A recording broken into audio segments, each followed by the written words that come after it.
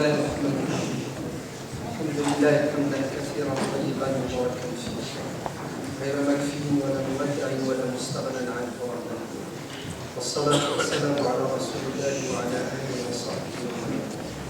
السلام عليكم ورحمة الله. Dieu dit dans le Coran, dans la sourate Al-Maïda, la table 7 au verset 51.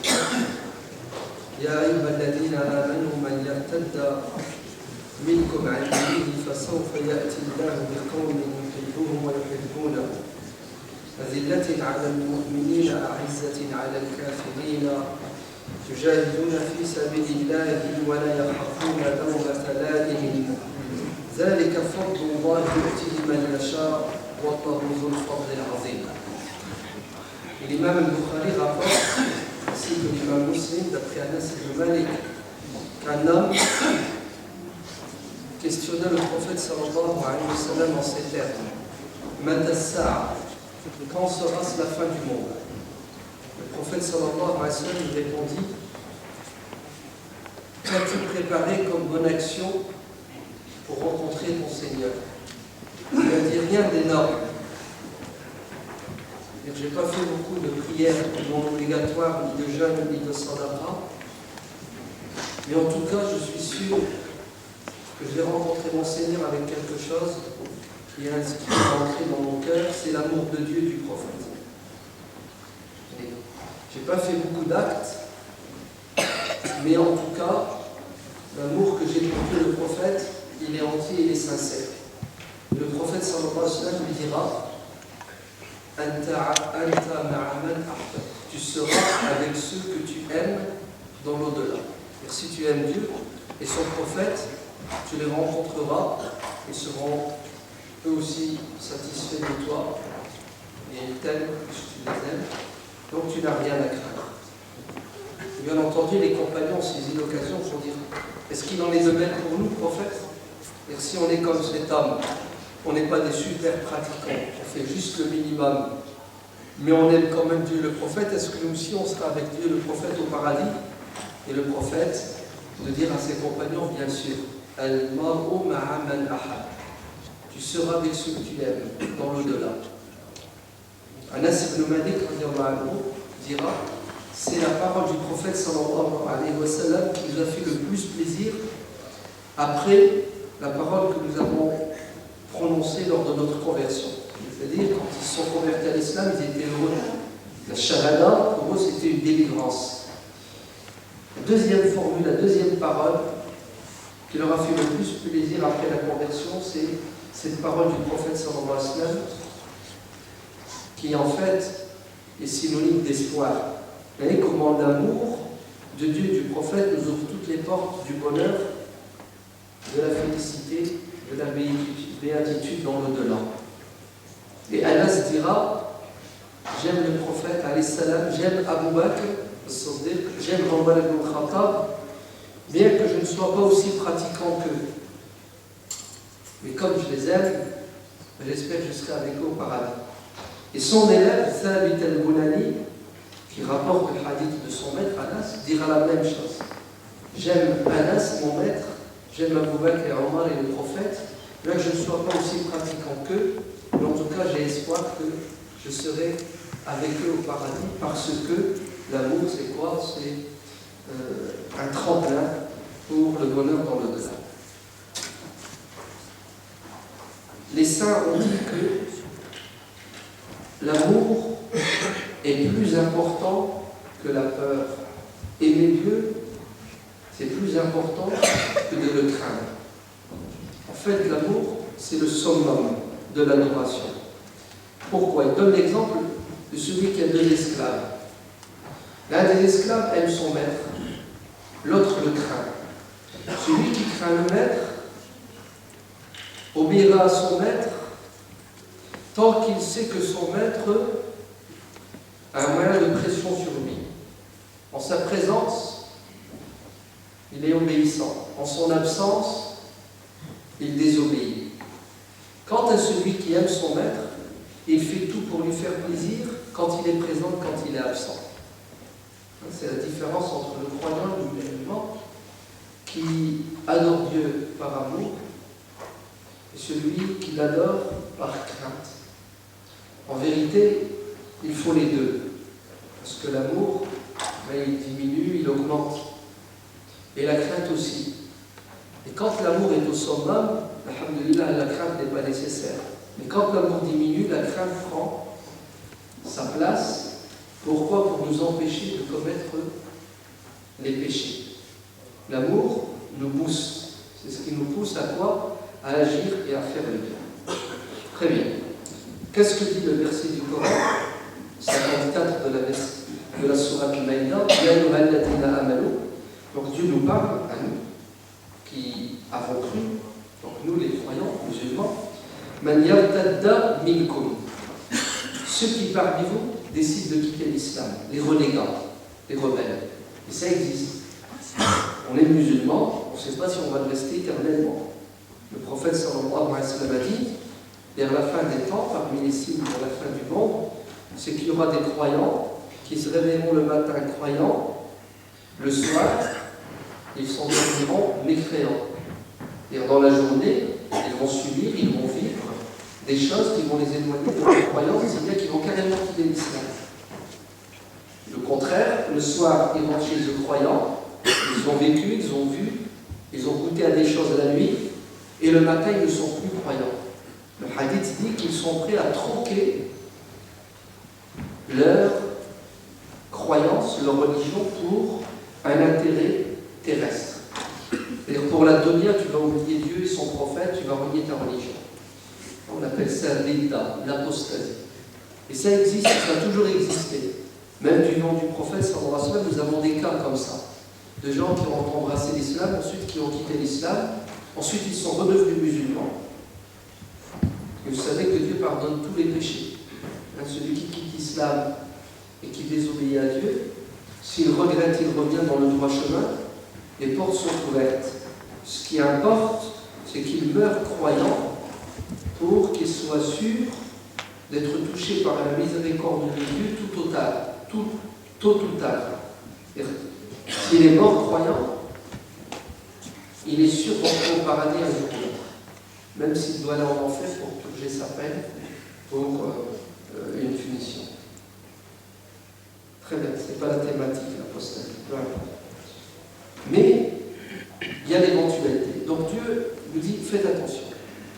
Si vous avez décidé de quitter cette religion, sachez que cette religion ne subira pas de perte. C'est pas parce que vous avez quitté l'islam que l'islam va s'affaiblir. Au contraire, ceux qui quittent l'islam renforcent l'islam. Vous savez pourquoi? Parce qu'ils ne valent pas la peine de rester dans la communauté musulmane. Tout simplement.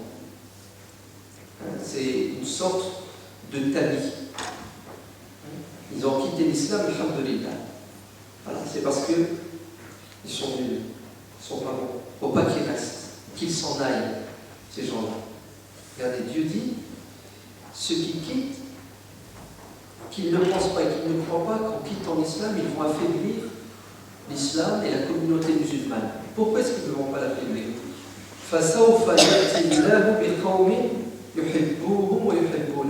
Parce que Dieu va les remplacer, ces gens-là, qui quittent l'islam, par d'autres personnes qui vont se convertir, qui vont devenir des musulmans, mais des musulmans différents de ceux qui étaient musulmans qui l'ont quitté.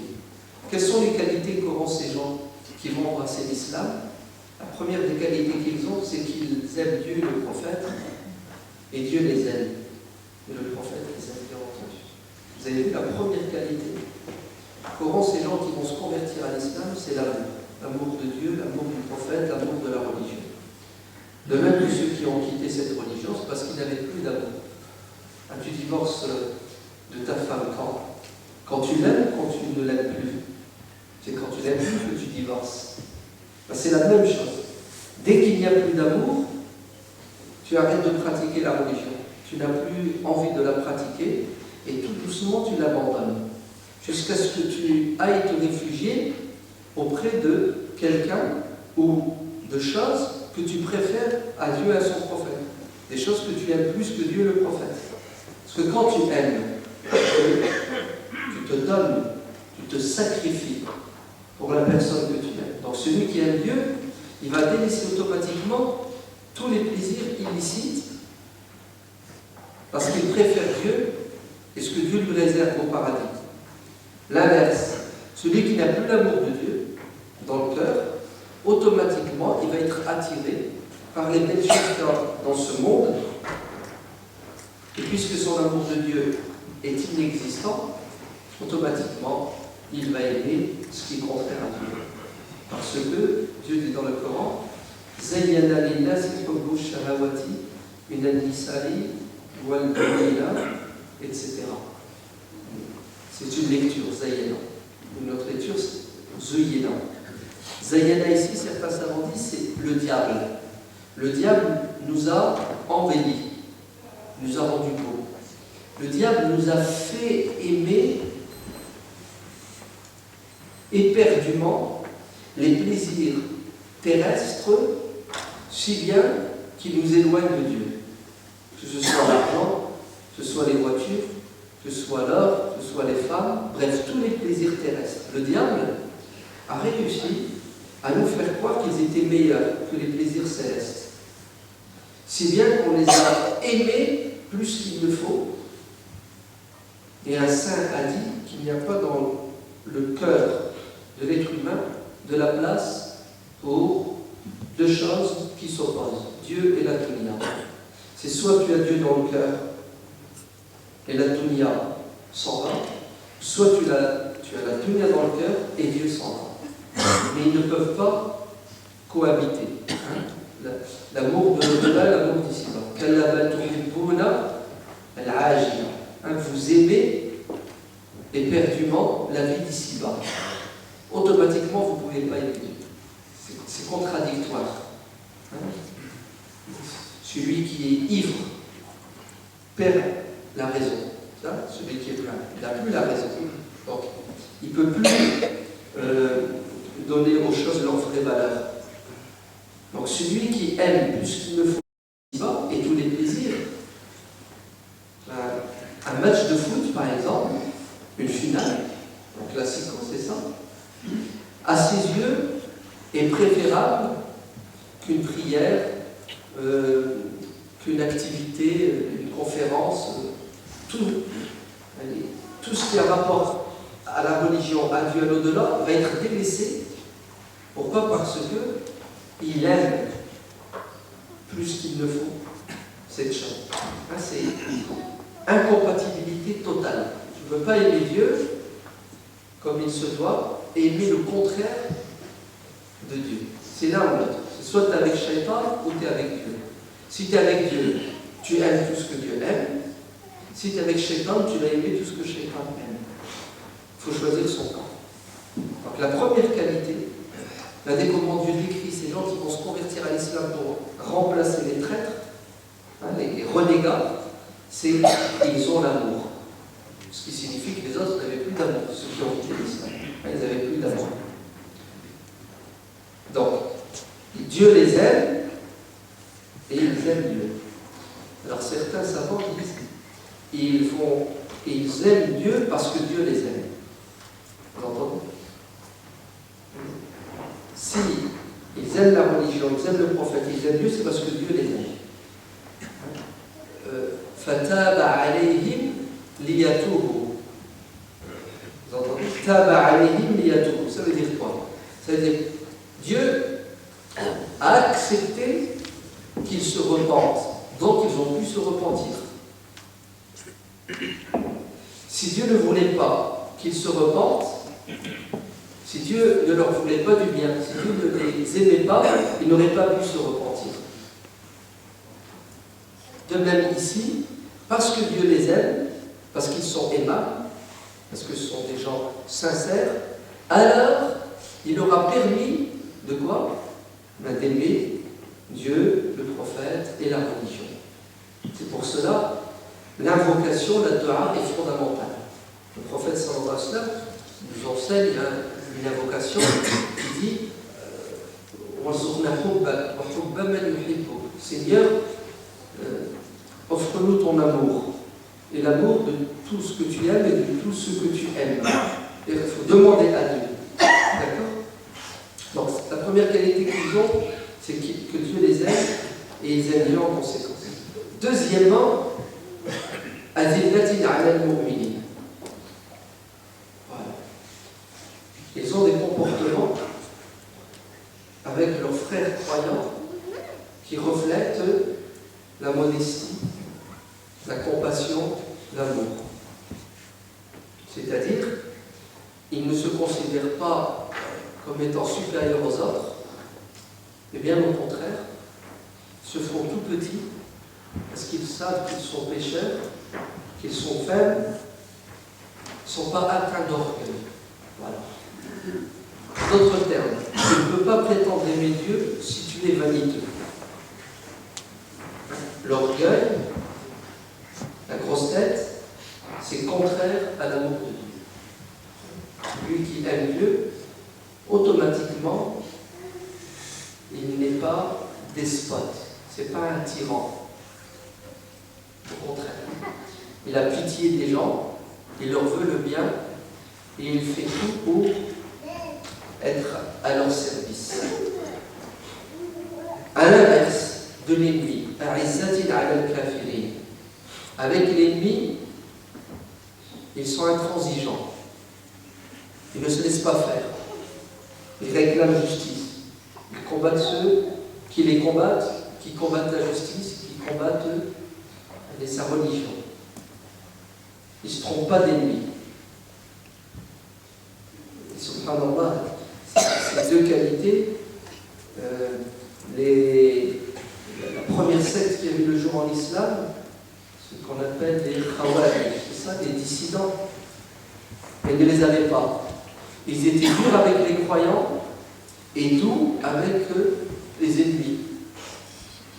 Ils étaient des pacifistes avec l'ennemi, ils cherchaient la paix avec eux, ne les combattaient pas, et ils guerroyaient et combattaient les croyants. Donc celui qui s'attaque aux musulmans avec sa langue, avec ses mains, ou tout simplement avec ses invocations, est loin des qualités de ceux que Dieu aime et qui aiment Dieu. Une autre qualité qu'ont ceux qui aiment Dieu que Dieu aime, c'est-à-dire qu'ils font des efforts dans la religion de Dieu pour la gloire et la grandeur de cette religion. Ce ne sont pas des fainéants, ce sont des gens actifs.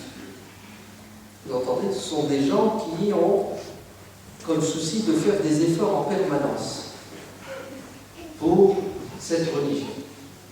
Ils participent à l'effort communautaire. Il y a une mosquée à construire, ils sont présents. Il y a une école à construire, ils sont présents. Il y a des orphelins à prendre en charge, ils sont là. Chaque fois qu'il faut faire un effort matériel, un effort intellectuel, un effort psychologique pour l'intérêt général, ce sont les premiers à quoi? À faire des efforts, à se sacrifier. Vous remarquerez que toutes ces qualités, les compagnons du prophète les avaient. D'accord? On ne va pas citer des exemples, sinon ça serait trop long. Mais en tout cas, sachez que ce verset est en train de parler des compagnons du prophète en premier.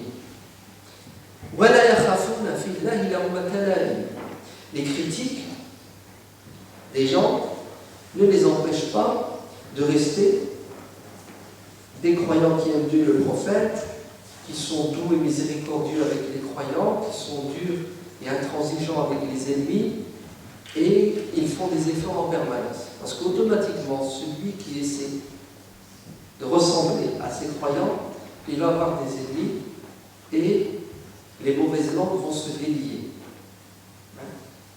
On va quoi? On va l'accuser, on va le dénigrer. Et qui va l'accuser et le dénigrer? Les hypocrites, donc des musulmans, de l'intérieur de la communauté, il va y avoir du sabotage. Des musulmans qui ne sont pas hypocrites, mais qui sont malades, qui ont des maladies du cœur, la médisance, la calomnie, ils doutent de tout. Des musulmans qui ont un défaut, qui s'appelle la jalousie, il existe, d'accord, ou de la haine. Et qu'est-ce qu'ils vont faire? Ils vont tout faire pour le freiner, pour l'empêcher. L'empêcher de quoi? L'empêcher de mettre en pratique tout ce qu'on vient de dire. Mais Dieu dit وَلَا يَخَافُونَ لَوْمَةَ لَائِمٍ. C'est-à-dire la pression ne marche pas avec eux. Ils restent fermes.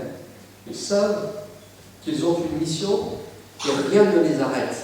Les gens vont parler, dire du mal d'eux, ils continuent à quoi? À œuvrer dans le sens de l'intérêt général. Et tout ceci par la grâce de Dieu, la bonté, la générosité divine, et Dieu distribue sa grâce à qui il veut. C'est-à-dire, il ne faut pas attraper la conscience. Si tu es comme tu es, dis alhamdulillah, et demande à Dieu d'affermir tes pas, parce que, on ne va pas revenir au début du verset, tu peux tout renier et quitter à nouveau cette religion, et Dieu va te remplacer toi-même. En bon français, ceux qui aiment Dieu et Dieu les aime, ce sont des gens qui ont compris que celui qui aime se donne à 100%. Vous entendez?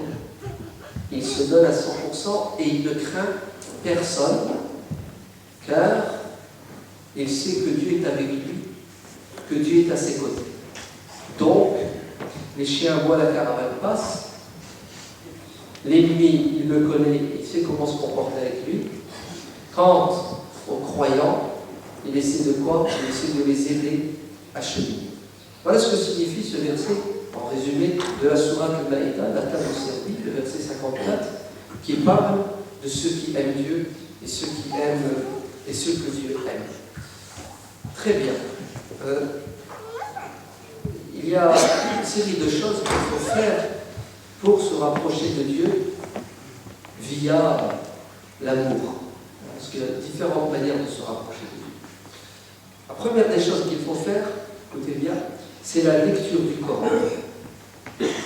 Et alors, il y a deux lectures. Il y a une lecture pour gagner des hasanat, qui est l'expression de l'adoration. Lire le Coran, c'est une manière d'adorer Dieu. Et il y a un deuxième niveau de lecture qui nécessite de la réflexion, de la contemplation. Alors, il faut faire les deux. Il faut avoir une lecture régulière. Par exemple, l'idéal, c'est de lire le Coran une fois tous les mois, à raison de hizb par jour, comme faisaient nos parents.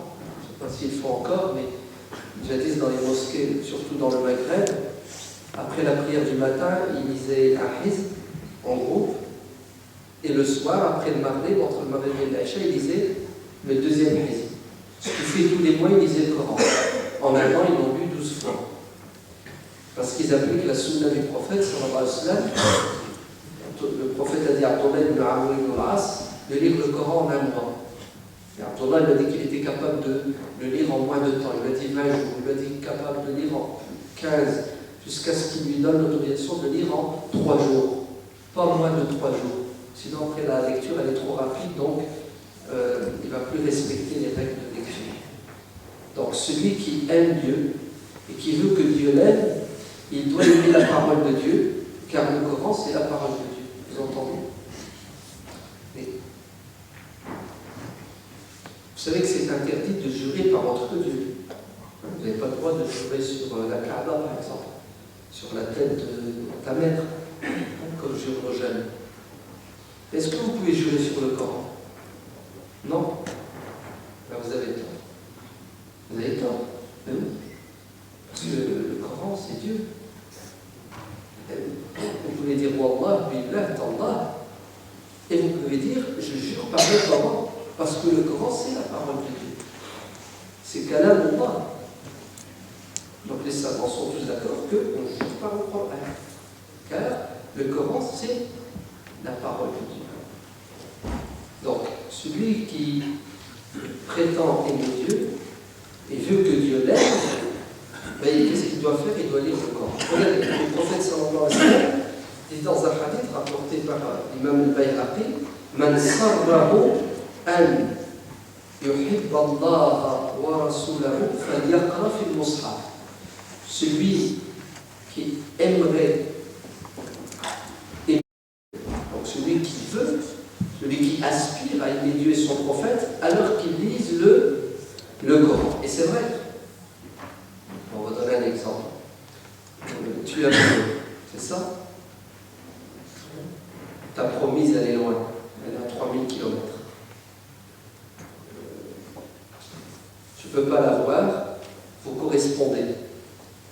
Bon, à l'époque, ils envoyaient des lettres. Aujourd'hui, c'est des textos, c'est ça? Des mails. Et elle t'envoyait un roman, 3 pages.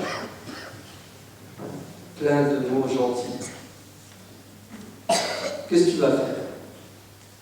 Tu vas lire une fois seulement? Tu vas lire une fois, 2 heures après, tu lis une deuxième fois. Le lendemain, tu le relis une 3e fois. Et tu vas garder cette lettre. Et tu vas lire ces belles paroles parce qu'elles te font du bien. Et en fait, ces belles paroles, c'est quoi? C'est le contact avec la bien-aimée. Cette lettre, ce message, te fait vivre des moments extraordinaires. Et c'est quoi? C'est ça l'amour. Donc, on a besoin qu'il y ait en permanence entre nous et Dieu des moments et quelque chose de physique, de concret, pour nous rappeler Dieu. C'est le problème, vous entendez? Pour ça qu'il nous a envoyé ce livre. C'est un cordon ombilical. Donc le fait de lire le Coran, ça maintient l'amour de Dieu dans ton cœur vivant. Et plus tu le lis, plus tu le cogites, plus Dieu prend de la place dans ton cœur. Parce que il a de la place dans ton cœur. Bon, je vais aller vite.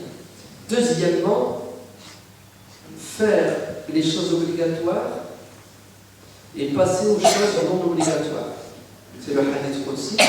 وَلَا يَزَالُ عَبْدِي يَتَقَرَّبُ إِلَيَّ بِالنَّوَافِلِ حَتَّى أُحِبَّهُ.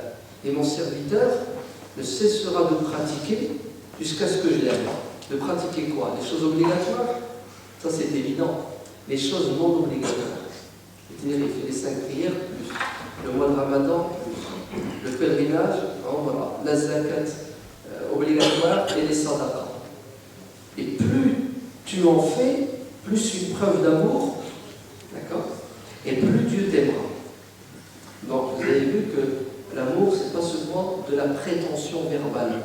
Hein, c'est pas parce que tu diras t'aimes Dieu que l'affaire est classée. C'est faux.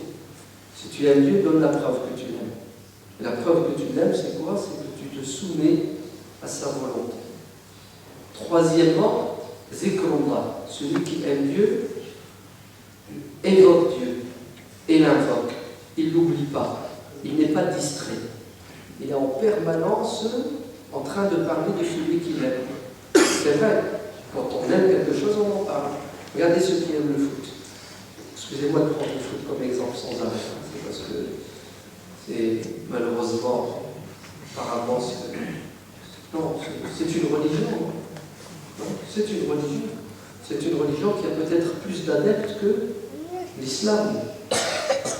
D'accord? Plus d'adeptes que le christianisme. Regardez subhanallah.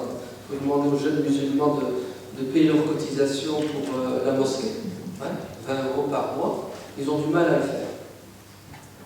Et ils sont abonnés. Ils sont abonnés à des chaînes où il y a du foot. Ouais, Canal+, c'est ça. Jazeera. Non. Vous avez vu? Il est prêt à mettre 20 € par mois pour voir tous les matchs. Mieux, maintenant il y a des jeunes qui prient, ils font la prière, vous entendez, hein. Et les samedis soirs, ils font des paris. Et ils participent financièrement à la Coupe d'Europe, du monde, Coupe des champions. Il participe financièrement, il est prêt à miser 20 €, 30 €, 50 €, voire plus. Hein. Alors, subhanallah, il ne veut même pas donner 15 €, 20 € à la mosquée. Ça prouve que l'amour du foot dans le cœur de nos jeunes est plus important que l'amour de Dieu. S'il reste de l'amour de Dieu, bon, il en restera même. Parce que quel que soit le croyant, le pécheur, quels que soient les péchés qu'il fait, il lui reste toujours de l'amour. D'accord? Très bien. Quand on aime quelque chose, on parle de la chose. C'est vrai. Les jeunes, quand ils se rencontrent, ils parlent tout de suite du foot, ils parlent des joueurs de foot, ils parlent des voitures des joueurs de foot, c'est ça? Ils vont même jusqu'à parler de quoi? Du chien du joueur de foot, son chien. C'est incroyable. Quand on aime, les choses, on en parle. Celui qui aime Dieu, évoque Dieu. Donc, faire du zikr, c'est une preuve d'amour. Si tu veux que Dieu t'aime, ne l'oublie pas. Donc, Allah ibn al-Fikoum, vous allez tous acheter, si vous n'avez pas, un livre qui s'appelle Kitab al-Adhkar, par exemple, hein, le livre du rappel de l'imam Nawawi, c'est le plus complet. Ou sinon, vous allez regarder Salihin, vous allez dans le chapitre sur le rappel, puis il y a toutes les évocations, les invocations que le croyant doit faire à tout moment de la journée. Vous entendez? Quand tu sors de chez toi, quand tu rentres à la mosquée, tu sors, après les prières, quand tu manges après avoir mangé, quand tu vois quelque chose d'agréable, quelque chose de désagréable, pour chaque geste de la vie, chaque instant, chaque moment, il y a une formule de reconnaissance, de pardon, une invocation à prononcer. Et celui qui aime Dieu, automatiquement, il va les apprendre et il va les dire sans arrêt, jusqu'à ce que le dhikr devienne chez lui comme la respiration, comme les anges. Les anges, leur respiration, c'est le tasbih. Vous entendez? Les gens disent Subhanallah, Alhamdulillah, Allahu Akbar, comme nous respirons. Celui qui arrive avec le temps à évoquer Dieu sans arrêt, c'est celui qui aime Dieu et Dieu l'aime. Dhunnun al-Misri, nous dit, celui qui évoque Dieu avec sa langue et avec son cœur, Dieu mettra dans son cœur l'amour de Dieu et la volonté de le rencontrer. C'est-à-dire qu'il n'a plus peur de la mort, au contraire, il cherche quoi? Il cherche la proximité de celui qu'il aime. Quatrièmement, tu dois aimer Dieu et aimer ce que Dieu aime plus que ce que tu aimes et ce que les gens aiment. Hein, quand il y a un dilemme, un choix, d'accord? Dieu t'a dit ça, et toi tu as envie du contraire, parce qu'il y a un intérêt ou quelqu'un fait pression sur toi, qu'est-ce que tu fais? Tu optes pour ce qui plaît à Dieu. Ça, c'est une preuve d'amour, parce que tu es capable de sacrifier les choses de la vie d'ici-bas pour l'au-delà. Cinquièmement, penser les attributs divins, les avoir à l'esprit. Hein, savoir que Dieu, il entend tout, Dieu voit tout, hein, Dieu est puissant, etc.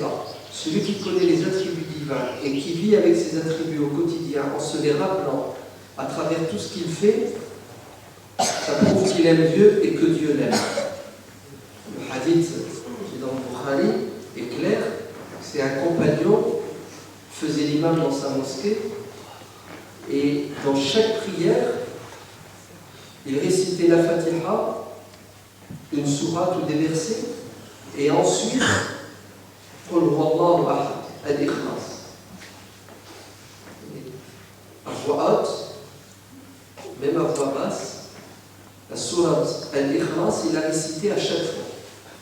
Et ça a choqué l'assemblée. Ils sont allés voir le prophète sallallahu alayhi wa sallam pour lui dire, mon prophète, notre imam, récite des sourates, il rajoute Qul huwallahu, comme si ce qu'il a récité n'était pas suffisant. Vous remarquerez que ce compagnon, il a dit ça de lui-même. Oui ou non? Oui.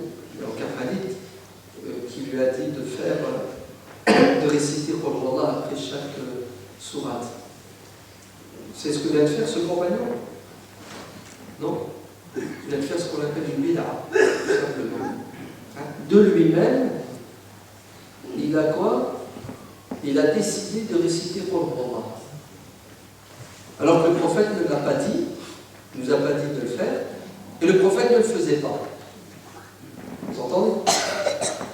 Mais est-ce que ce que ce compagnon a fait est contraire à ce que la religion nous enseigne?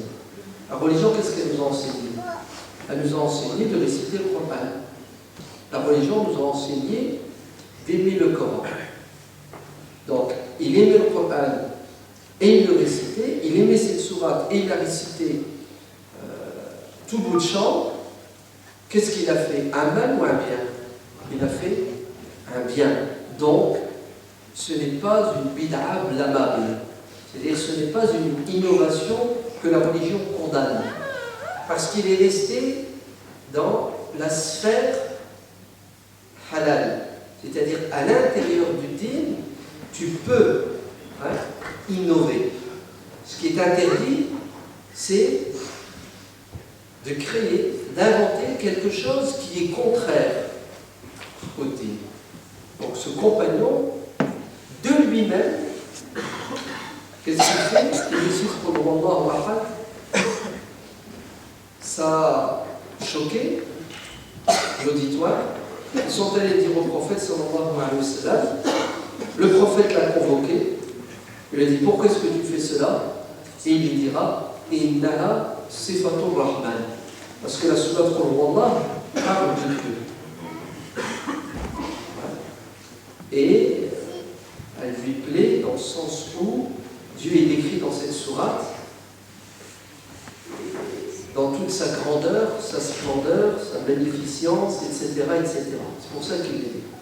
Et le prophète sallallahu alayhi wa sallam lui dira, ou dans une autre version il dira: allez lui dire, akhbiru annallaha yuhibbu. Allez lui dire que Dieu l'aime. Dieu l'aime parce qu'il aime le Coran. Dieu l'aime parce qu'il aime une sourate qui parle de Dieu. Dieu l'aime parce que cette personne connaît son Seigneur. Vous entendez? Il le connaît dans toute sa splendeur à travers ses attributs. D'ailleurs, le hadith d'Abu Huraïra dit: Dieu a 100 noms, dans 99, 100 moins 1, celui qui connaîtra ira au paradis. Alors ça veut dire quoi, les connaître? Ça ne veut pas dire uniquement les connaître par cœur, c'est faux. Ça veut dire surtout celui qui aura compris ce que signifie As-Sami', celui qui entend tout. Al-Basir, celui qui voit tout. Celui qui a compris ce que ça veut dire, qui est Dieu, celui-là automatiquement il va aimer Dieu, donc automatiquement il sera au paradis. Sixièmement, si tu veux que Dieu t'aime, il faut que tu sois conscient que Dieu t'a comblé de ses bienfaits et que tu fasses un décompte. C'est-à-dire que tu vois les bienfaits de Dieu sur toi en permanence. Ouais. C'est vrai, si on doit calculer tout ce que Dieu nous donne, je crois que les 24 heures ne suffiront pas. Impossible. Vous pouvez toute votre vie la passer à démontrer les bienfaits de Dieu, vous n'y arriverez pas. Parce que les bienfaits de Dieu sont dans l'infiniment petit, l'infiniment grand.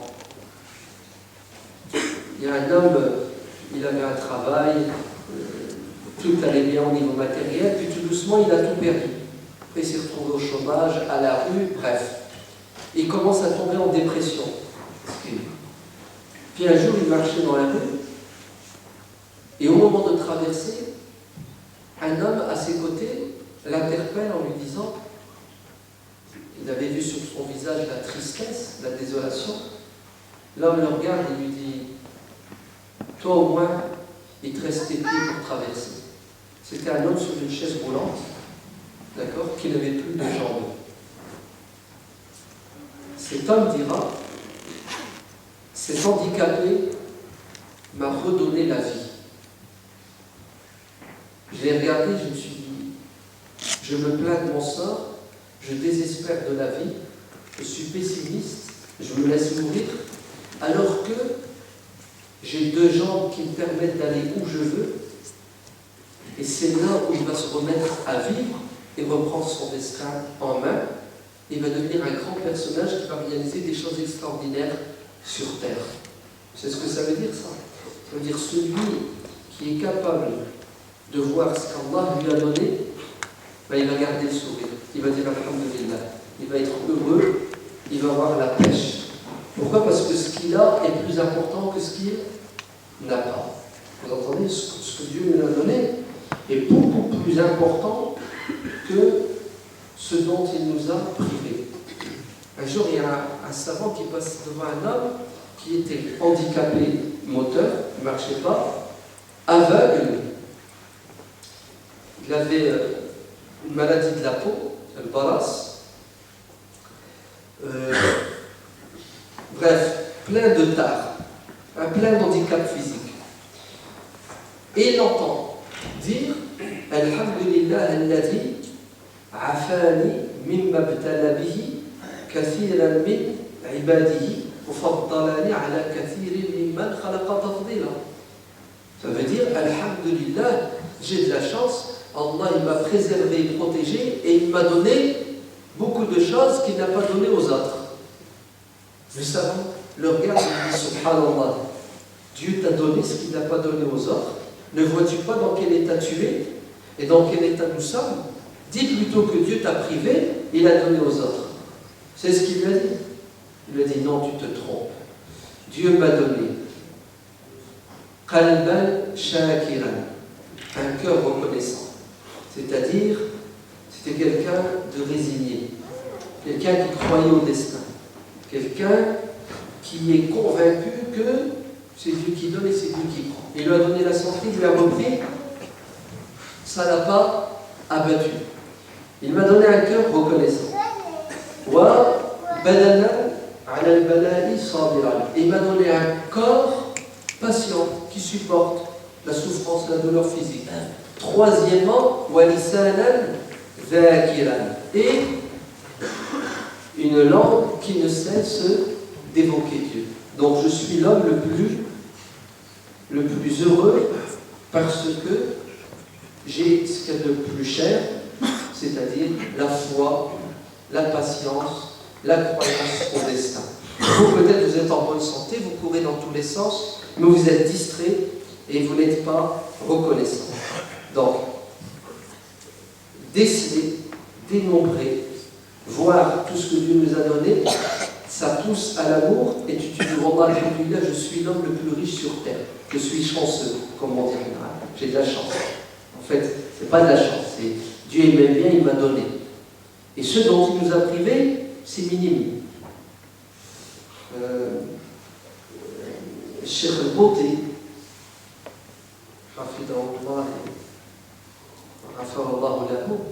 il a écrit un livre sur son père. Le livre s'appelle Hada Walidi. Tel était mon père. Son père, c'est un très très grand savant. Il l'appelle Qutb al-Zaman. Dans le langage soufi, ça veut dire le plus grand de son époque. Il s'appelait Cheikh Mullah Bouti. Un homme saint, un homme pieux. Mais au-dessus, c'est soleil. Donc, dans son livre, Cheikh al-Bouti, il parle de son père. Et qu'est-ce qu'il dit? Il dit, mon père, quand on était jeune, à chaque fois qu'on était à table, au moment de manger, qu'est-ce qu'il faisait? Il touchait la carotte, il touchait le riz, il touchait le pain, et il disait, regardez, subhanallah, cette carotte, hein, c'est un don de Dieu, ce riz-là. Hein, vous êtes bien d'accord, c'est Allah qui l'a créé, on l'a dans cette assiette. Il utilisait le moment du repas pour rappeler les bienfaits de Dieu. Et il touchait les aliments qui leur disaient, des choses qu'on vient de... On va compter le nombre de choses qu'Allah nous a données. Et après il leur disait, فَلْيَنْظُرِ الْإِنسَانُ إِلَى طَعَامِهِ. Que l'être humain observe sa nourriture. C'est un verset du Coran. Que l'être humain observe sa nourriture. C'est-à-dire, on ne doit pas être ingrat. Vous savez, il y a des versets du Coran tels Washamsi, وضحاها والفجر والليل والتين والزيتون. Allez, Dieu jure par quoi? Par des créatures. Il jure par le soleil. Vous savez pourquoi il jure par le soleil? Parce que nous, on a l'habitude de voir le soleil qui se lève, qui se couche. Le soleil, ça ne fait rien. Pour nous, c'est plus un miracle. Alors Dieu, dans le Coran, il jure par plein de créatures qu'on a l'habitude de voir tous les jours, si bien que ça n'interpelle plus la foi du croyant. Et Dieu nous dit, attention, attention, ne croyez pas que ça, c'est le fruit du hasard ou du Big Bang. Hein. D'accord? Si le soleil se lève, c'est parce que je veux qu'il se lève. Hein? Si la nuit tombe, c'est parce que je le veux. Et d'ailleurs, Dieu le dit. Et si Dieu décidait que le soleil ne se couche pas, qu'il fasse jour sans arrêt, qui serait capable de vous apporter de l'obscurité? Et si Dieu décidait que le soleil ne se lève pas et qu'il fasse nuit sans arrêt, qui est capable de vous apporter de la luminosité?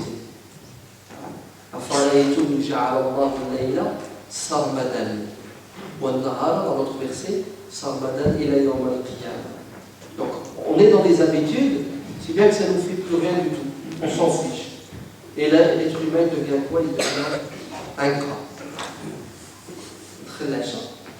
Il reste quelques minutes. Non. Huitièmement, pour que l'amour de Dieu gagne nos cœurs, il faut quoi? Il faut côtoyer, fréquenter ceux qui aiment Dieu. Dis-moi qui tu fréquentes, je te dirai qui tu es. C'est très important. Les fréquenter, pourquoi? Parce que tu vas t'inspirer d'eux. Et ils vont te servir d'exemple et de modèle, et ils vont te transmettre cet amour. C'est un hadith qui le dit. Côtoyez, fréquentez ceux qui, lorsque vous les voyez, ils vous rappellent Dieu. Et lorsque vous évoquez Dieu, lorsque vous n'évoquez pas Dieu, il vous rappelle Dieu et vous l'évoquez. Et lorsque vous adorez Dieu, il vous accompagne dans l'adoration. Ce sont des gens, des croyants, qui sont toujours dans le rappel. Des gens, tu les fréquentes, c'est que de la dunya. Ton cœur s'endurcit. Il y en a d'autres, tu restes avec eux, subhanallah, une demi-heure, une heure, ils te parlent que de dîner. Et tu sors de là et tu es boosté. Tu te dis, ah oui, je vais faire ça, je vais faire ça. Vous entendez? C'est réel. Hein? Il y en a qui te tirent vers le bas, il y en a d'autres qui te tirent vers le haut. C'est la dandanade de Mu'ad ibn Jabal. Mu'ad ibn Jabal, quand il croisait quelqu'un, il disait Ta'ala nu'min sa'a. Viens, on va s'asseoir et on va augmenter notre foi pendant une heure. Et quand il croisait quelqu'un, son objectif c'était quoi? C'était de booster la personne et de se faire booster par la personne spirituellement. Et on a dit au prophète, on dit, tu sais, le prophète, Mu'ad, voilà ce qu'il fait, voilà ce qu'il fait. Il dit, il parle de quoi là quand il vous prend et il s'assoit? Il nous parle du paradis, de l'enfer. Il dit, ah, moi aussi, je tourne autour de ça. Mes discussions tournent autour de ça. Donc ne côtoyez pas n'importe qui. Vous savez, nos jeunes, ils ont l'habitude, venez, on va les manger au kebab. D'accord? On va aller se prendre une pizza, puis ils sont bons, à 5, 6. Et ils font quoi à votre avis pendant 2 heures, 3 heures, 4 heures? Ils font quoi au kebab? Ils regardent la télé, généralement c'est du foot, dans des vidéos. Comment? Vidéo clips. Donc des vidéoclips, je ne vous dis pas le bon cas.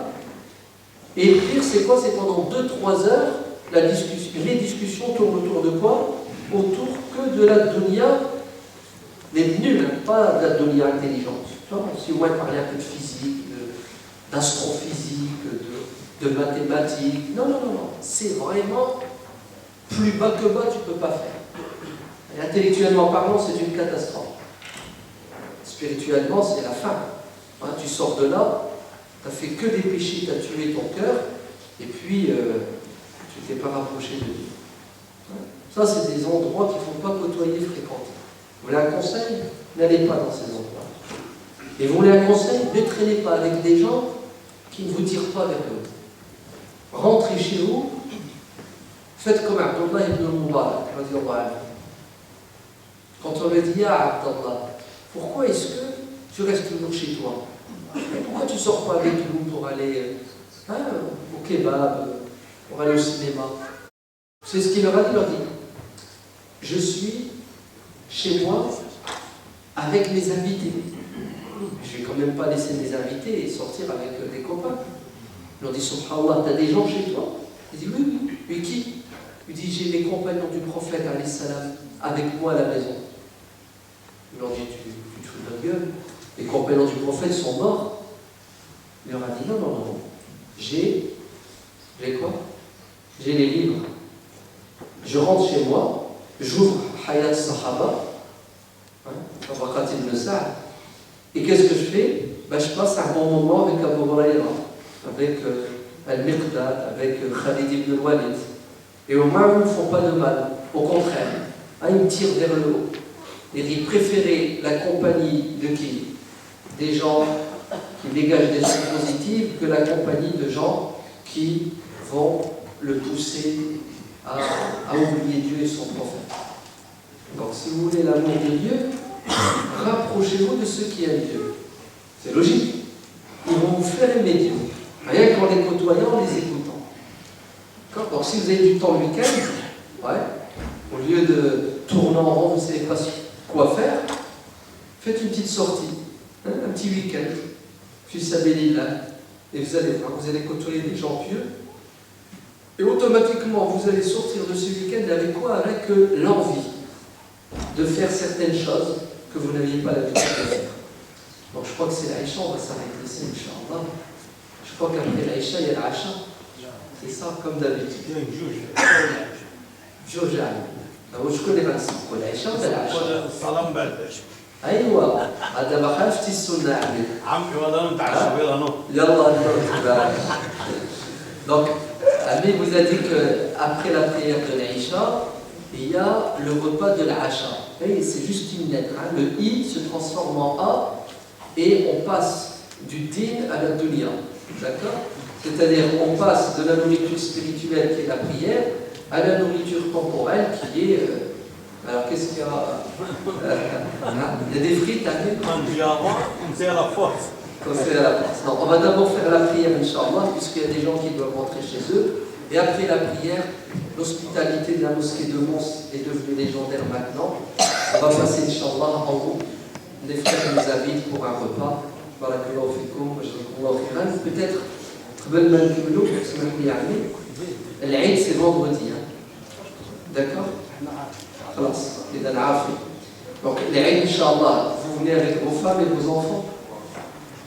C'est important. La sunna du prophète, alayhi salam, l'insan qui يمشي العيد بالعائلة كلها باش يتعلموا الأولاد وما نحرموهمش من الخير والبركة ديال التجمع وديال الدعاء. فهمتوا؟ Donc, vous venez à la mosquée, Inch'Allah, avec vos femmes, avec vos enfants. Vous essayez de vous saper, d'accord, de la meilleure façon.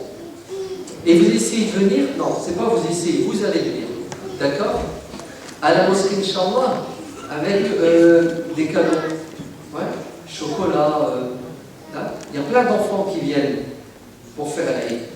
C'est pas normal que ces enfants viennent à la mosquée, ressortent de la mosquée sans avoir goûté à la bonté, à la douceur de qui? Des musulmans. Allah il vous venez le jour de l'Aïd avec le maximum de cadeaux que vous puissiez faire, non pas uniquement aux enfants, mais aux adultes. Imagine-toi, tu achètes une petite boîte de Ferrero, comme ça qu'on dit. Ouais. Non? Pour ceux qui aiment. D'accord? Ouais, et tu te mets à la porte et tu distribues ça à tes frères. Ils vont être contents, ils vont pas être contents. C'est une sadaqa. Donc, vous venez à la prière heureux et vous exprimez votre joie à travers votre tenue vestimentaire et à travers votre générosité. C'est ça? En plus, C'est ça. Donc 9h, c'est 9h, hein. Pas 9h15, le 10. Parce qu'il y en a beaucoup, ils arrivent toujours à la dernière minute. Kate Sinaou. C'est trop tard. Allez voir. On va attendre. On va attendre. Allah, si vous attendez avec les Arabes, à 10h, tu n'as pas fait la prière. Ça fait. On sait, les mouchkés. Ana nasihati lakum, 9h. Celui qui n'est pas à 9h, tant pis. Voilà. Il fait le fajr et il ne va pas dormir. Dès que le fajr il est à 7h, tu ne vas pas dormir et tu viens avec ta femme et tes enfants. Plus tu viens tôt, plus tu gagnes des hasanat. D'accord? Ensuite, le mouton, c'est ça? Le kebsh. Donc là, débrouillez-vous. J'ai rien dit. Tout à l'eau. Si, soluton, un tiers pour toi, un tiers pour tes invités et un tiers en sadaqa, c'est ça? Donc Allah yabarifikum, sachez donner, sachez distribuer, surtout les voisins. D'accord? T'as un voisin non musulman? Arrêtez que j'avais avec le chico muslim. Le chico. Ah oui. Avec le chico? Ouais. À l'occasion de la fête de l'Aïd, notre prophète Mohammed sallallahu alayhi wa sallam nous a dit de t'offrir ce gigot. Et si tu peux le transformer en brochette, ouais, les brochettes, tout selon les, magnifique. Ouais. Avec le donc, la théorie d'Hermès, c'est vous mangez jusqu'à satiété et après vous distribuez aux autres. D'accord? Ça, c'est la théorie d'Hermès. Elle n'est pas tout à fait fausse, voilà qu'il en restera toujours pour tout le monde. Bon, Aïd, voilà, je vous en prie, wallahu a'lam. الحمد لله رب العالمين سبحان ربك رب العزة عما يصفون وسلام على المرسلين والحمد لله رب العالمين